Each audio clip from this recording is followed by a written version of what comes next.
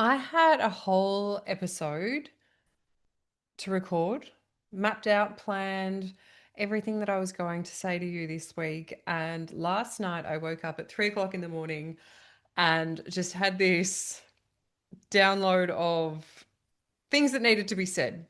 Things that needed to be said. And the message was very clearly this is this week's podcast episode. So here I am riffing a little bit on some notes that came through to me at 3 o'clock in the morning. So please bear with me. But fundamentally, as the title of this episode suggests, sometimes growth sucks. I think there can be this misconception, surprisingly, on social media that when you grow, it's beautiful and it's effortless and you just create the life of your dreams and it all just happens. Sometimes parts of growth happen that way, but not always and not often, because anytime you're growing or expanding or something magical happens, your nervous system has to catch up as well as every other part of your life, right? It's not just, oh, I want this to happen, bang, it happens and everything just falls into place. And then sometimes when we're called to grow, maybe we're not ready. We cannot be ready. We can be in a place that feels good. And so the idea of growing or doing something different or expanding or stepping out of our comfort zone, we kind of question why. Why would I do this when I'm in a place that feels really good? We don't, when we're listening to our intuition, when we're connected to spirit, the universe, things that are bigger than us, we don't always get a say. And sometimes it makes sense and sometimes it doesn't. But there can be a lot of challenges that come up when we choose to grow, when we choose to pivot, when we choose to evolve. There's mindset stuff always, that self doubt, the self belief, the self trust. There's the worry about external judgment. There is the how do I show up as this person who is creating this? How is this different to how I am currently or how I've always been? And I guess I just want to be really honest that sometimes growth sucks. Sometimes it is not easy. And the majority of time, every time we go through an evolution, there is a period that feels really sticky, that feels really clunky, that feels messy. We call it the messy middle for a reason. It's not glamorous or shiny or put together. It is just sometimes it's just fucking holding it together, right? And I've noticed recently, this feels really vulnerable to share, but over the last 12, 18 months, so we moved house 12 months ago, which, when you move house, we've bought a bigger property, so we have a bigger mortgage, we have, higher outgoings, our whole way of being has changed. We chose this house and it's beautiful and we love that. And what I realized that I was maybe a little bit complacent because I could be previously. And also, I have two little kids, right? My capacity and ability to just show up and work whenever I want is not what it was pre kids. And maybe there's a part of me that's still attached to that version of me, knowing that I'm so, so different to that version of me. But I've very much still been on the same path or a similar path to, a few years ago in terms of the direction of my business, despite having little niggles and little nudges along the way, telling me that there's a space that I'm being called to work in. I kind of rejected it, if I'm honest. I'm like, no, no, that's not what I do. And part of the reason I did that was because I didn't want to pigeonhole myself, but I also didn't want to exclude my ideal clients. Like, I didn't want anyone to think that they can't work with me because they're not focusing on a certain thing. And this is going to make more sense very soon, right? But there is this to and fro. And I've evolved my business. So there are people that I once would have worked with that I no longer work with. They're just not in the right season. And now I've got to a point where it's like, you have to do this. It's kind of when our intuition knocks, we get, it's like this little gentle knock initially. And then it gets a little bit louder. And right now, this is like someone standing at the door, like banging with both fists, being like, you need to fucking listen to me. So I've listened, right? I'm listening. But before I go into that part, I've had a bit of a story that I'm a failure or I'm not successful enough. And there's some victim mentality that's been coming up because I've had to get a job. I've spoken about this once before, but I've had to get a job to bring in more money because our outgoings are higher and we want to be more comfortable, right? There are things that we want to do, and with our combined income as it wasn't enough to be able to do those things. So I knew that I needed to get a job. And there was some resistance to that, but mostly because I created all of these stories about what it meant of me as a coach if I had to get work elsewhere. If I wasn't making enough money as a business owner to support my family in the way that I want, then there's something wrong with me. That I'm not good enough, that not that I'm a shit coach. I've never actually thought that I'm a shit coach, so that's a bonus. But there's been a lot of stories. There has been a lot of stories. And what I realized, because I had been and needed to be really focused on making more decisions, I wouldn't say they were made in haste, but I've been had to work sort of in my business in the sense of let's, get more clients or focus on this. And it's been a little bit sporadic. I think every 6 months I'm like, I'm going to sit down and do a 6 month plan, and I don't. So I've just kind of been flying by the seat of my pants. And not that it's a bad thing, but it hasn't been the best thing.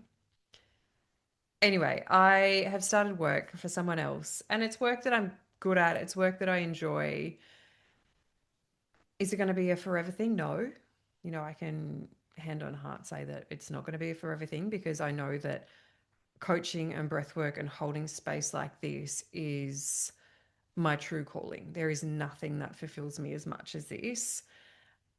But what's happened? There's been this really interesting and really awesome thing that's happened since I've started working for someone else. The pressure to make money has obviously been eased because I'm making money. There was a story initially about, downplaying how I make money. I had to make money a certain way. It can't come from multiple streams, which is just bullshit, right? There's all of these stories coming up. But I obviously have money coming in from other things. And so the pressure to make money in my business has eased because I'm making money. And what I realized is that I haven't been giving myself the space to truly focus on what I want my business to look like, what I want to be doing, how I want to be serving. Because as I said, it's been, I know how I want to be serving. So that's maybe not entirely true. And I have the most incredible clients, inside Visionaries and my one on one clients. It's fucking amazing, and I ran Parenting with Trauma recently, which again was so fun, and that'll be something I run again soon at some stage when it feels right, because I do believe that parents need that space.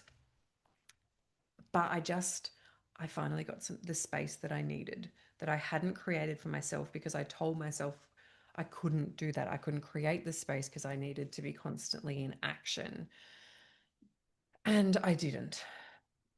So, yes, my life is a lot busier, mentally and, brain capacity, running a business, parenting, doing a job. It's a lot. And I'm pretty tired, if I'm honest. This week I'm pretty tired. We're also in week 2 of school holidays as I record this. But I've had so much clarity. I've had so much clarity around what I want to do. And there have been things that I've wanted to focus on that I have ignored. There are things that I have wanted to focus on that are still there, but they're currently and not right now. And that's okay. But I've given myself a few challenges, and there's a few things that I want to. I guess this is a little update. I know I don't owe anyone this, but it felt important for me to share how stretchy and uncomfortable change and transitions can be. And so I've given myself a challenge on social media. I post regularly, but I've never had a focus on growth. And if I'm honest, I've had a story in my mind that you know, people in my space, it's hard to grow quickly. Fundamentally, if I was an Instagram coach or teaching people to grow on Instagram, my account would probably grow much quicker than it does working in the trauma space. That doesn't mean it can't grow, right? So I've set myself a little goal on social media. I'm showing up every single day on Instagram. That is my main focus. I'm doing a lot more trial reels. I'm sort of pulling it back, but a lot of it, I'm just trusting my intuition. Things that come up on that day, I'm like, okay, this is what I'm sharing. This is what I've been called to share. Let's do it. Right. So there is a challenge. I want to get to 6,000 followers. I'm currently at 2. So it's a big jump, but these are what goals are for, right? Like let's grow, let's expand my audience while also not forgetting about the people that have been here from the start, because you all still matter so much, if not more. And I've also been called, and the direction that I've been called in, and this has been niggling at me for years. And I genuinely say that. Like, I've had this niggle since before I had kids. So, Hunter's almost 5. So, we're talking 5 years that I've had this niggle, and I've just ignored it because I am a trauma coach, and how I support my clients has evolved. Currently, it's I help my clients bring their visions to life. If initially I would say that it was more around helping people love themselves and believe in themselves and, you know, find that place that is good. And then I helped a lot of my clients do that. I was like, okay, so what's next? And that is the vision. And the niggle that I've had is to work with new or emerging coaches, or I should say, new or emerging service based businesses. I have resisted this for so long because I told myself, and I had this story, that if I promote something like that, I'm going to lose the clients that I've been supporting for 5 years, that they're going to think that I am not here to help them anymore, that I'm going down the business path as opposed to the life path. And also, I told myself, you can't focus on business and life. It's bullshit, right? It is such a story. I might have some business coaches coming at me right now. So, sure. A lot of people say if you're going to be a business coach, you're a business coach. You don't focus on the other things. If you've worked with a business coach, you know that so much of the work that you do with that coach is about life, self beliefs, what's going on personally. There's so much there. Sure, the aim and focus of your coaching is on your business, but there's a lot of life elements there, right? I've also got this thing of, well, you shouldn't promote multiple things at once. You shouldn't talk about multiple things at once. And I know that people coming into my world or people new to coaching, the same thing is going to be so, so supportive initially for people, whether they're focusing on a service based business or whether they're focusing on their own creative vision or their own life vision, right? It's just a different direction. The tangibles look a little bit different after the initial work. Don't have too many offers. I've had so many offers over the years, and it's not that I've quit or stopped them because they didn't work. It was more that I outgrew them or they didn't feel aligned anymore. I think back to my first 5-week coaching program, and it was so masculine. It was so like telling people what to do, which is not me. So you would never see me run anything like that anymore. In saying that, there are still elements of that that are so relevant now, still, when we think about mindset, when we think about programming and conditioning. I've also had a story that I'm not a business coach, and I'm not. I'm not a business coach in the sense of my sole focus is not only on businesses. I am a trauma coach helping trauma survivors bring their visions to life. I'm an expert in trauma. I'm an expert in the conditioning, the beliefs, the patterns, the systemic problems, the generational problems that trauma creates. I'm also really fucking good at helping people move past them. Really, really good at it. And I love it. I can't tell you how excited I get when we have those aha moments, or when we do something, or when my client does something that they thought wasn't possible. It's just, it is honestly the best feeling in the world. And I love that so much.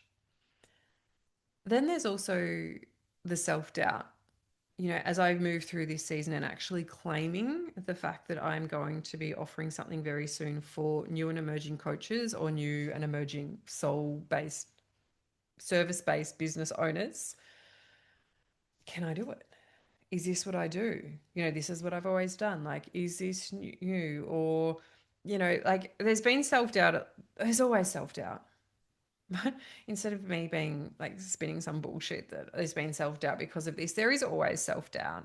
There are moments where I'm so dialed in and it's like nothing can penetrate this bubble. I'm solid and I'm good and I'm like ready to go. And then there are moments that maybe don't, you know? But there is always self doubt, and for everybody, we all have self doubt. It's just about how we move through it, what we do when that doubt comes up, because a lot of the time people stop. It feels too much or too overwhelming to step into that place of doing what your self doubt tells you can't do. So we don't do it. I'm doing it, I'm doing the thing. So my focus now, and this is where it feels quite, doesn't suck. It feels stretchy. It feels really stretchy. But I have been and am currently working with an emerging coach, a new coach, and it's been the fucking best. Like, it has been just so incredible to see her grow, to see her evolve, to see her claiming her spot, to the point, and I know she won't mind me sharing this. 2 months ago, when we started, we were talking about her starting her coaching business. She's like, "So I think by September I'll be ready to go." And I'm like, "Why aren't you coaching now? Like, why do you have to wait until September?" And she's like, "Oh, well, I don't know." Anyway, she put herself out there and she's got 3 new clients in the last like 3 or 4 weeks. These are 6 month high paying one on one clients, you know? And that to me is so exciting. Every time she tells me what's happening, I'm like, fuck yeah. And there are other things that we're working on. And, she's even said, like, just having this space to come and be grounded and held by you has been so expansive for me. And this was like that final bang on the door moment where it's like, you need to be doing this work. I've worked with a lot of new and emerging coaches over the years. There's never been a specific business based focus, so like being seen and how to launch and how to promote yourself and what do you want to be doing, like what lights you up, right? In one on ones, yes, but in my group spaces, there hasn't been that. And so that's what I'm doing.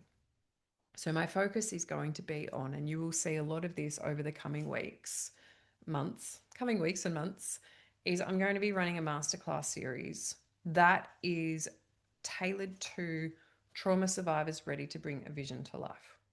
There are going to be 3 masterclasses over 3 weeks, which just quietly are really exciting, really expansive. They are going to require you to get uncomfortable and be really, really honest with yourself about where you're at, what's going on, what you want, what you've been doing, what are you doing differently, all of that.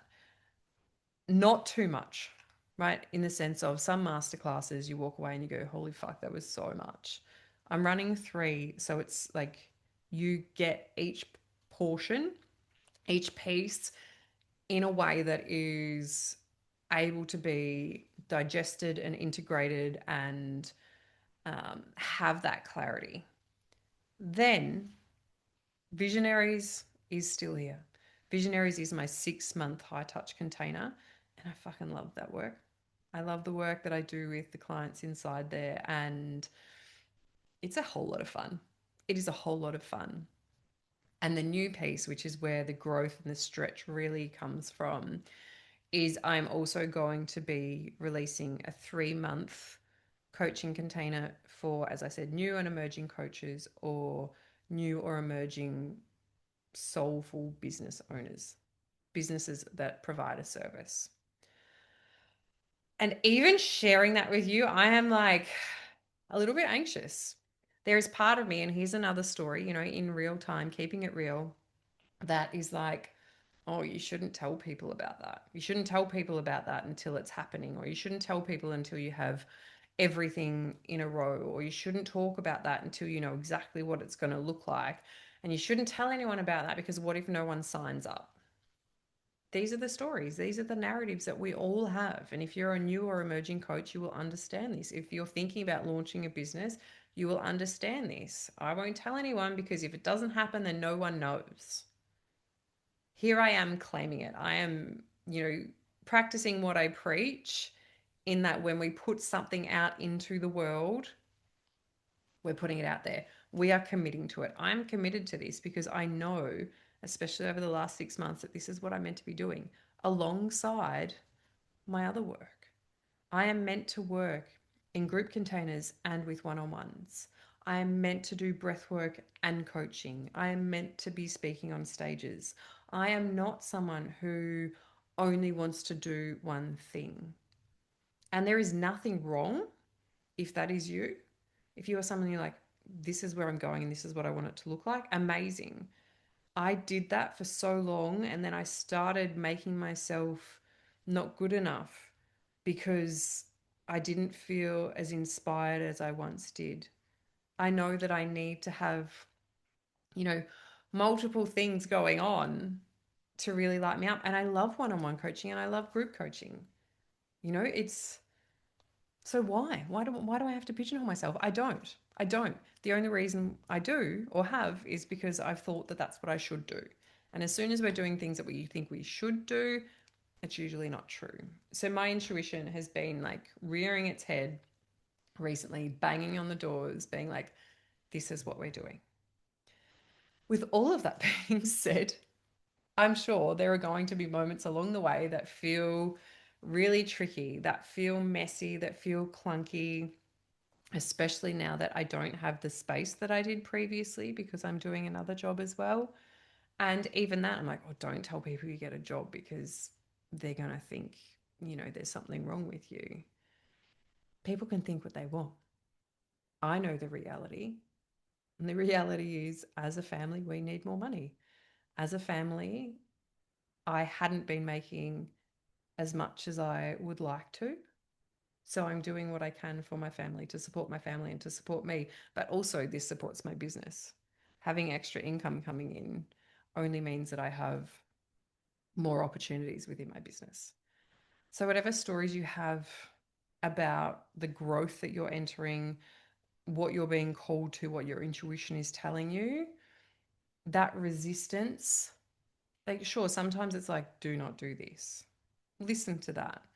But if you're simply avoiding it or trying to pretend that it's not there because it's uncomfortable, growth sucks sometimes. Growth is messy, growth is hard, but it is so worth it.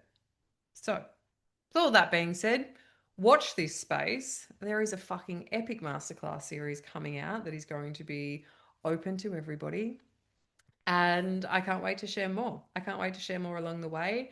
And also, if there is anything that comes up from this episode and you're like, I want to know more about that, or you want me to share more about something, let me know, right? Please let me know. Like, that's what I'm here for. I'm here to serve and support you.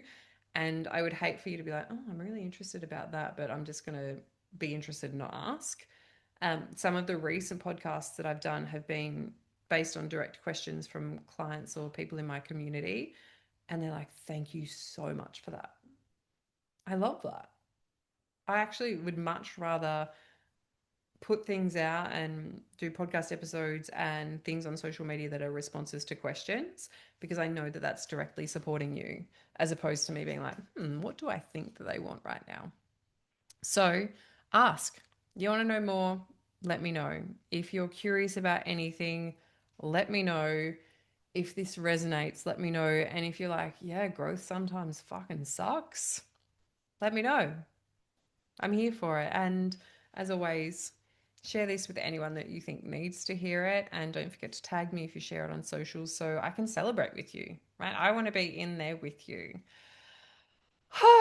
Okay, it's said, it's out there. I can't wait to chat more and watch this space.